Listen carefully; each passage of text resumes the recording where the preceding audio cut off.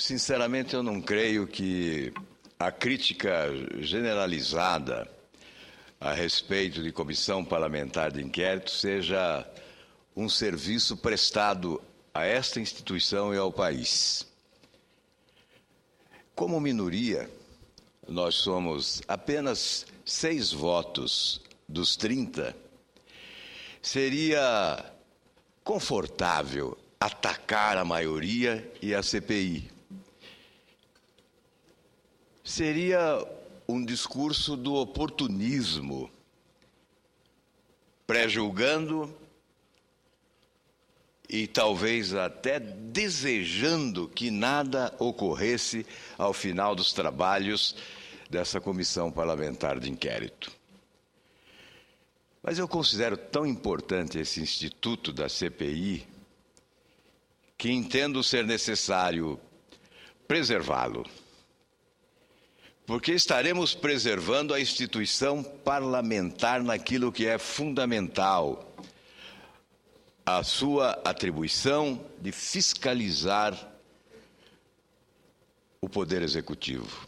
E o Instituto da CPI é o mecanismo essencial para essa fiscalização.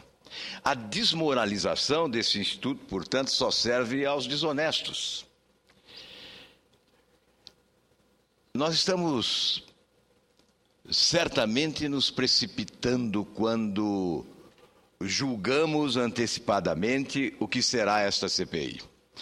Eu participei de várias e confesso, nunca tivemos tanta facilidade para aprovar requerimentos de convocação e de quebra de sigilo. Já aprovamos mais de uma centena de requerimentos.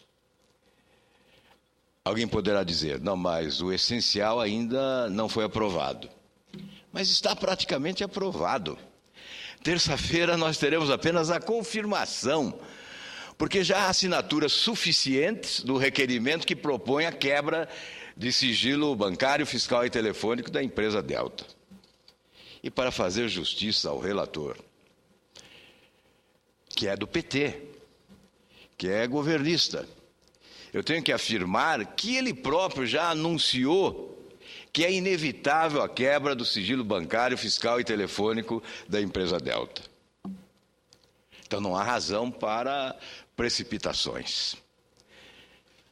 O governador do meu partido, Marconi Perillo, desde o primeiro momento se apresentou para depor na CPI e pediu à sua bancada na Câmara que apresentasse o requerimento de convocação. Ontem, circulou um requerimento com a maioria de assinaturas, inclusive a minha, convocando o governador de Goiás. Portanto, a convocação do governador de Goiás já está aprovada. O presidente da comissão pode, de ofício, anunciar que, tendo a maioria das assinaturas, considera aprovado o requerimento de convocação do governador de Goiás. O que nós queremos é tratamento isonômico em relação a personalidades que se encontram no mesmo patamar de responsabilidade pública e de suspeição. Por isso, queremos a aprovação dos requerimentos que convocam os governadores do Distrito Federal e do Rio de Janeiro. Quando nós chegamos ao limite das nossas responsabilidades, é preciso enfrentar situações. Se há risco de se cometer injustiças em relação a algumas autoridades públicas que são expostas numa comissão parlamentar de inquérito, o risco que nós não podemos correr é o de comprometer a instituição. Entre errar em relação a pessoas e errar em relação à instituição, obviamente, não há dúvida em relação à alternativa que devemos perseguir. Portanto, vou repetir, não sei o que ocorrerá até o final desta comissão parlamentar de inquérito. Sei o que ela já produziu. E apesar de todos os percalços, de alguns cenários impróprios, transformando-se em determinados momentos em palco para uma peça teatral de mau gosto, né? E isto é próprio de todas as CPIs, no mundo todo. Apesar de tudo isso, é bom dizer que já há produção, porque há transparência. Hoje, por exemplo, os jornais anunciam que o ministro Ricardo Lewandowski revoga a parte substancial do sigilo judicial imposta ao inquérito da Operação Las Vegas e Monte Carlo.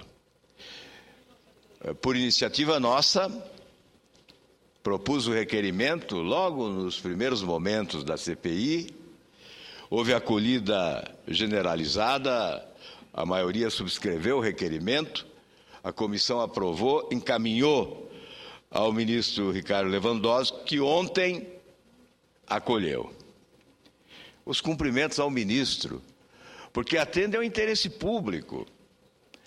Os fatos são relevantes e, sobretudo, nós sabemos os elementos essenciais, constantes do inquérito já são do conhecimento público. Ainda há muito a revelar relativamente à relação de promiscuidade do poder público com empresas a partir da Delta. E nós esperamos poder revelar com a quebra do sigilo bancário, fiscal e telefônico desta empresa. Portanto, a partir de agora, a CPI não precisa mais limitar a ação dos parlamentares e seus assessores relativamente a informações sigilosas que chegam à sala denominada de sala cofre. Haverá uma abertura maior e, portanto, essa tarefa essencial da CPI, que é conferir transparência, colocando o mal à luz para que ele possa ser identificado, combatido, denunciado e julgado, estará facilitada, em que pese o fato do ministro ainda manter sob sigilo o teor de conversas telefônicas. E nós vamos continuar insistindo para que também o sigilo judicial relativamente às conversas telefônicas possa ser revogado. Na verdade, o que se deseja é transparência total e restrita para que a população possa acompanhar os trabalhos de investigação desta CPI. E isto possa significar a necessária pressão sobre as autoridades responsáveis pelo julgamento final. Enfim, a revogação do sigilo nesta circunstância é uma exigência do bom senso, até porque desde o início do noticiário nós tivemos vazamentos seletivos que tinham por objetivo alcançar determinados alvos, mas que com esses vazamentos se procurava proteger outros alvos que poderão ser agora alcançados na continuidade dos trabalhos desta Comissão Parlamentar de Inquérito. Eu quero desejar que os críticos mais contundentes da CPI possam se decepcionar ao final, possam se frustrar e possam concluir que se equivocaram na análise precipitada, na previsão do que poderá ocorrer. Sinceramente, desejo que eles se frustrem, porque quem ganhará com isso é o país. Não apenas a instituição parlamentar se revitalizará, reconquistando credibilidade perdida, mas certamente oferecerá satisfação à sociedade brasileira por cumprir o seu dever num momento crucial para a credibilidade das instituições públicas brasileiras. Eu quero também, senhor presidente, fazer referência a outra notícia do dia. A Folha de São Paulo publica matéria da jornalista Kátia Seabra e do Breno Costa, informando que o PT arrecadou, no ano de 2011, 50,7 milhões de reais. Arrecadou de empresas. Em 2011, 50,7 milhões. 2 anos antes foi 11 milhões e 200, segundo prestação de contas à Justiça Eleitoral. Em 2007, o PT havia arrecadado 4,2 milhões de reais. Veja, portanto, a evolução de 2007 a 2011, de 4,2 para 50,7 milhões. A lista de doadores é emblemática. Diversas empresas com interesses no governo federal. A principal empresa da holding JEF, a JBS, o frigorífico Friboi, aquele que obteve 16 bilhões de reais com taxas de juros privilegiadas junto ao BNDES, destinou no ano passado 2 milhões e 900 mil reais ao PT. Foi a quarta empresa no ranking de doadores. E é esta empresa que está agora comprando a Delta. Veja que cenário de promiscuidade. Uma empresa obtém 16 bilhões do BNDES generosamente, com juros subsidiados. Avança sobre frigoríficos concorrentes no Mato Grosso, compra um banco e agora... Aliás, é preciso analisar o lucro desse banco. É preciso verificar que lucratividade fenomenal obteve esse banco. E nós vamos voltar a este assunto para mostrar ao país o milagre operado por uma instituição financeira. É preciso explicar como é que se obtém lucro monumental, como o banco desta holding da JEF. E agora a compra da Delta. A compra da Delta tem que ser impedida. O Ministério Público do Rio de Janeiro já adotou providências.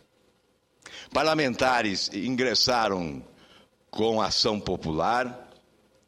Desde abril do ano passado, nós estamos interpelando judicialmente o senhor Fernando Cavendish, que é o grande proprietário desta empresa, e agora essa tentativa de compra, exatamente no olho do furacão do escândalo Cachoeira, é algo inusitado para que se assista passivamente, sem nenhuma providência judicial concreta para impedir tal negociata.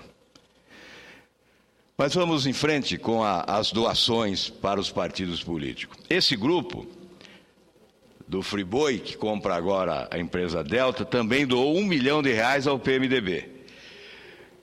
Portanto, 2,9 para o PT e 1 milhão para o PMDB. A empresa Andrade Gutierrez foi a maior doadora do PT, com 4,7 milhões. Também doaram, ao menos 1 milhão cada, o grupo W Torre, a Estre Ambiental, a Minerva, a Sociedade Anônima. Todas essas empresas afirmam que as doações foram legais.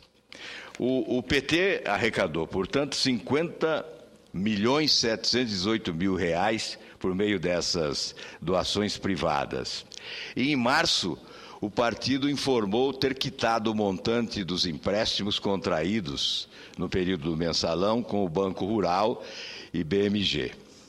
Segundo a Procuradoria-Geral da República, as operações teriam sido usadas para encobrir o uso do dinheiro público para irrigar o mensalão.